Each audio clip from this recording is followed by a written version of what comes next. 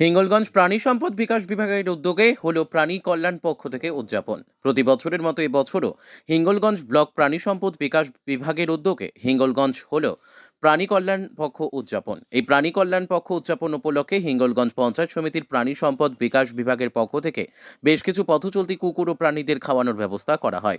পাশাপাশি পথচলতি ও বাড়িতে পোষ্য কুকুরদের বিশেষভাবে স্বাস্থ্য পরীক্ষা করানো হয়। স্বাস্থ্য পরীক্ষা করানোর পর তাদের প্রয়োজনীয় ঔষধ দেওয়া হয়। প্রাণী সম্পদ বিকাশ বিভাগের বিশিষ্ট অভিজ্ঞ চিকিৎসকদের দ্বারা এই কর্মসূচি করা হয়।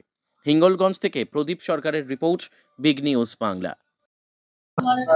করছেন আর কারোর তথ্যে প্রাণী কল্যাণ পক্ষ উদযাপন উপলক্ষে হিঙ্গলগঞ্জ ব্লক প্রাণী স্বাস্থ্য কেন্দ্র এবং প্রাণী সম্পদ বিকাশ দপ্তরের পক্ষ থেকে আজকে এখানে বিশ্ব জলাতঙ্ক দিবস উদযাপিত হচ্ছে। এই উদ্দেশ্যে আমরা এইখানকার এলাকার যত রাস্তার কুকুর আছে সেই সব রাস্তার কুকুরদের জলাতঙ্ক রোগের প্রতিষেধক টিকা বিনামূল্যে দেওয়া হচ্ছে, যাতে বিশ্ব থেকে জলাতঙ্ক রোগটা নির্মূল করা যায়। সেই উদ্দেশ্য নিয়ে আমাদের এই ব্লক প্রাণী স্বাস্থ্য কেন্দ্র এবং আমাদের প্রাণী সম্পদ দপ্তর উত্তর চব্বিশ পরগনা জেলার পক্ষ থেকে এই উদ্যোগ, এবং আমরা এলাকার সমস্ত আগে থেকে দুদিন আগে থেকে প্রচার করে এসেছি। সমস্ত ক্লাব এবং যেগুলো এনজিও, তারপর প্রাণী ওয়েলফেয়ার সোসাইটি যেগুলো আছে বা যারা অ্যানিম্যাল লাভার, তাদেরকে সংবাদ দিয়ে এখানে প্রচার করে আজকে প্রায় 28টা মতন রাস্তার কুকুরকে আমরা বিনামূল্যে ভ্যাকসিন দিয়েছি, এবং দুটি বা বিড়ালকেও আমরা এখানে অ্যান্টিরেবিস বা জলাতঙ্ক রোগের প্রতিষেধক টিকা হিসেবে দিয়েছি।